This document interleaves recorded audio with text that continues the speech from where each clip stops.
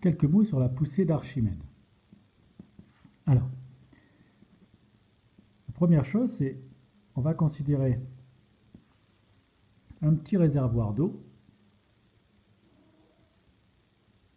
Ce réservoir d'eau, en réalité, si on regarde bien, il est sur la Terre. Qu'est-ce qu'il y a autour de la Terre? Autour de la Terre, il y a l'atmosphère. L'atmosphère, c'est de l'air. De l'air, c'est pas du vide. Donc en fait, l'air appuie sur la surface d'eau. Et comme l'air est plus léger que l'eau, eh bien l'air reste au-dessus de l'eau qui est plus dense. Donc ce petit dessin, c'était juste pour expliquer que même à la surface de l'eau, il y a quelque chose qui appuie sur l'eau, mais qui est très léger, et on a l'impression qu'il n'y a rien qui appuie sur l'eau. Si on regarde plus en détail notre réservoir d'eau, et qu'on regarde à la surface de ce réservoir d'eau, par la pensée, on imagine, voilà, on regarde une petite zone à l'intérieur de l'eau qui a la forme, on va dire, d'un petit bocal. Et par la pensée, ce que je fais, je dis, j'enlève cette quantité d'eau par la pensée. Donc c'est comme si, ce qui se passerait à ce moment-là, c'est j'ai de l'eau et à la surface un creux. C'est bien sûr impossible.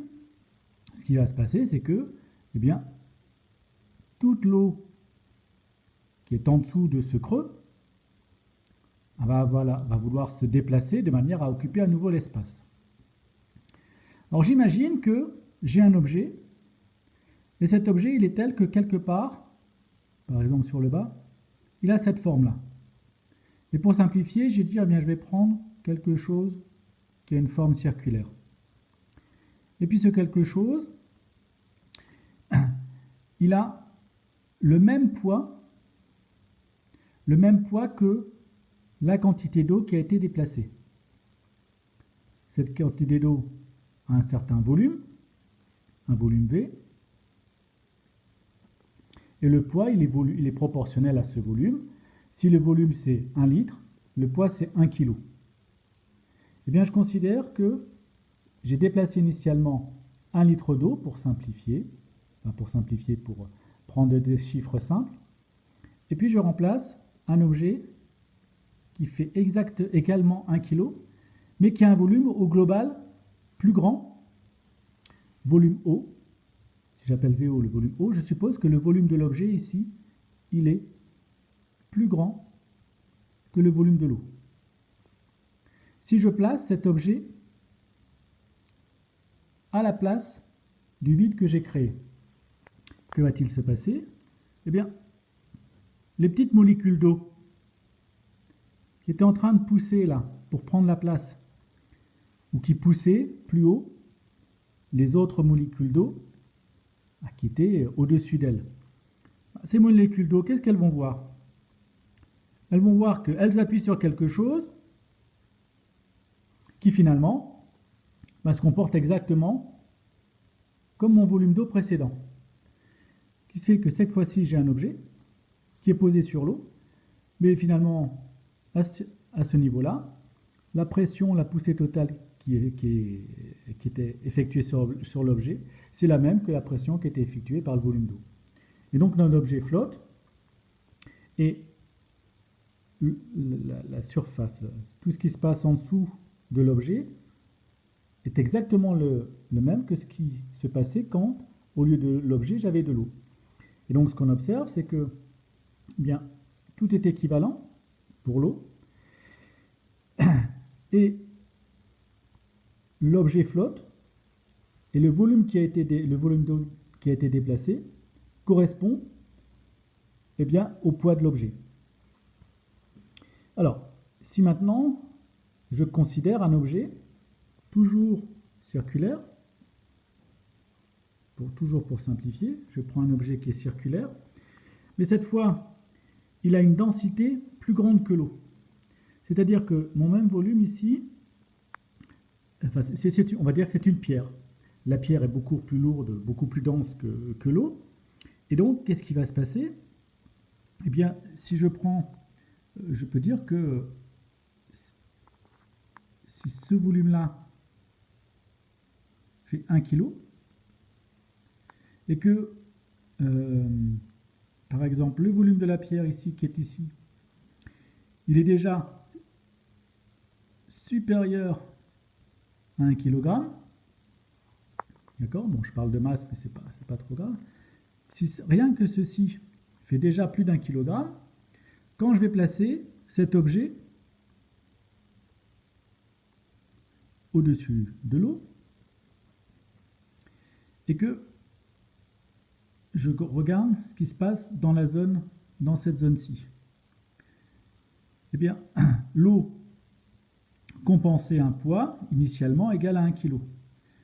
Maintenant, au-dessus de cette surface-là, j'ai encore une masse. Et cette masse, elle a tendance à descendre parce qu'elle est attirée par la Terre. Et donc, elle va continuer à pousser sur l'eau, et l'eau n'est pas capable, dans ce volume-là, de repousser quelque chose qui a une masse supérieure au volume d'eau. Donc, ce qui va se passer, c'est que eh bien, j'ai mon objet qui va, alors je vais prendre une forme un peu différente pour que ce soit finalement plus explicite. Alors je vais avoir un objet qui va prendre une place, qui va s'enfoncer davantage. Je vais le mettre comme ceci par exemple. Et il va s'enfoncer jusqu'à ce que le volume qui est enfoncé, eh bien, soit tel que la masse, le nouveau volume d'eau que je vais indicer 2, le nouveau volume d'eau, il est tel que la masse de ce volume d'eau soit égale à la masse de l'objet. Dans ces conditions, ce plus grand volume d'eau qui par la pensée, comme au début, que je déplace par la pensée à l'extérieur, quand je vais la remplacer par mon volume, par mon objet, qui, pour ce volume-là, présente une masse idéotique à celle de l'eau, et bien pour les molécules qui sont en dessus de l'eau, c'est comme si rien ne s'était passé. De façon plus générale, enfin, c'est un autre exemple pour dire que finalement, ce qu'on appelle la poussée d'Archimède, ou le principe d'Archimède, c'est de dire que tout objet que l'on pose ou qu'on le pose à la surface de l'eau ou dans un liquide, il subit une force verticale qui empêche sa descente, qui est égale au poids du volume déplacé. Alors si l'objet est beaucoup plus dense que l'eau, il va s'enfoncer profondément, éventuellement couler. Si je prends un objet de type ballon, enfin de type sphère, si sa densité est inférieure à la densité de l'eau, eh bien, il flotte. Si, dans le cas d'un volume toujours sphérique, si sa densité est supérieure à celle de l'eau, en fait, il va couler jusqu'au fond. Donc, densité supérieure à densité de l'eau.